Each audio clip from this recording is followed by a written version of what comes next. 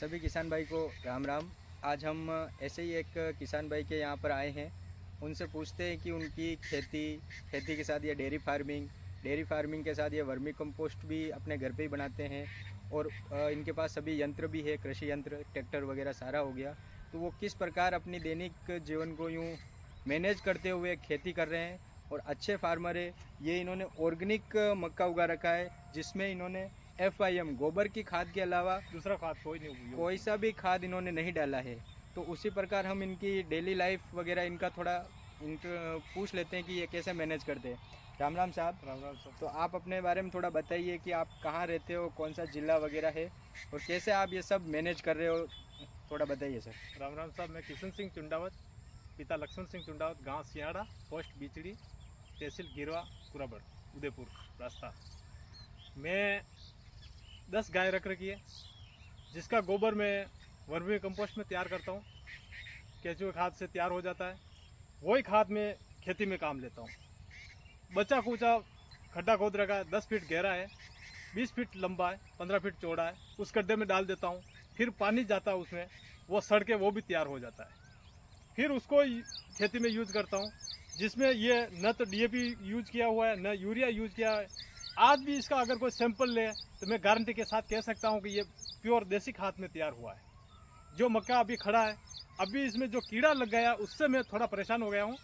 कीड़े के लिए मैं साथीगण से मैं पूछना चाह रहा हूँ कि मेरे को इसका कोई अच्छा इलाज बताओ, ताकि ये कीड़ा खत्म हो जाए, मेरे को कोई दूसरी दवा मेरे को उपयोग में करने की ज़रूरत न पड़े। जो अपन खाने के यूज़ में काम ले रहे हैं, हमें बीज साथी जी ने दिया है, उसी का उपयोग कर रहे हैं।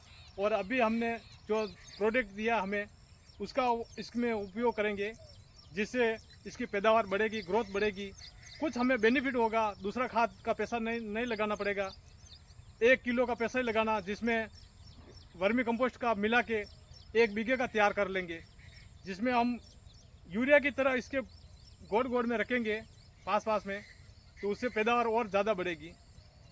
आप बोल रहे हैं कि ये पहले अगर यूज करते हैं तो इसके साथ में हम जब बुआई की तब उसमें मिला लेते तो उसका और अच्छा प्रोजेक्ट मिलता, परंतु अब वो हमें पहले पता नहीं था, अब पता लगा है। तो अगले साल से हम ध्यान रखेंगे इसका, कि मतलब इसको बीज के साथ में हम लाएंगे। ओके साहब, अब ये पूछना चाहता हूँ कि आप ये डेयरी फार्मिंग का कर रहे हो, तो ये भी आप एग्रीकल्चर के साथ ही कर रहे हो। हाँ। तो आपको टाइम मैनेजमेंट कैसे क्या करते हो कि इसमें आपको सब बराबर मिल जाए? यूँ टाइम मैनेजमेंट में ऐसा है कि हम बच्चे तो अभी छोटे हैं, वो पढ़ाई कर रहे हैं, परंतु हम हैं 2 जने। रात को 3 बजे उठते हैं, 4 बजे दूध की गाड़ी आती है, दूध भरवा के घंटा 2 घंटा रेस्ट करके 6 बजे वापस उठते हैं। गाय का 6 से 7 के बजे बीच में गाय का काम कर लेते हैं, फिर उसके बाद खेती में चले आते हैं। खेती में 2 घंटा 3 घंटा खेती का काम कर लेते हैं, खाना पीना खा लेते हैं। फिर कुछ ट्रैक्टर रख रखा है, कुछ काम ट्रैक्टर का होता है, वो भी करना जाना पड़ता है। खुद का भी करते हैं और दूसरों का भी करते हैं, ताकि उससे हमारा घर का रूटीन खर्चा पानी का आता रहता है। कुछ पैसा मंथली गाय का आता है, दूध का। ठीक है, ये हमारे बचत रह जाती है। जो हमारे इसके जो बचेगा वो हमारे इसी का, ये मक्का है तो मक्का हमारे बचेगा, तो वो हम जैसे निकलेगा पैदावार होगी वो हमारे घर पे रख लेते हैं, ताकि ये शुद्ध प्रोडक्ट है जो हमारे गाय खाएगी। इसको पशुआहार में काम लेते हैं। बहुत बढ़िया। ठीक है, तो वो पशुआहार, वो गाय भी स्वस्थ, और गाय का दूध अपन यूज कर रहे हैं तो अपन भी स्वस्थ। ये तो है ही है सर। ठीक है, मेन चीज ये है, इसी से हम इसमें बेनिफिट ये मिलता है। कुछ गाय का बेनिफिट है तो कुछ खेती का, एक के आधार पे रहते हैं, तो हमें फिर वो पूरा हमारा घर खर्चा उसी पे डिपेंड रहना पड़ता है, खेत पे।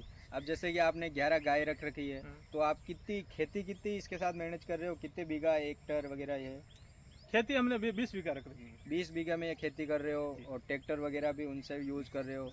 मतलब आप एक ही तरह का बहुत मेहनत का काम कर रहे हो साहब। आपको भी कुछ हुआ तो हमारी तरफ से अवार्ड वगैरह कहीं हुआ तो आपका नाम जरूर सजेस्ट करेंगे। ठीक है साहब, राम राम सभी भाइयों को। ठीक है।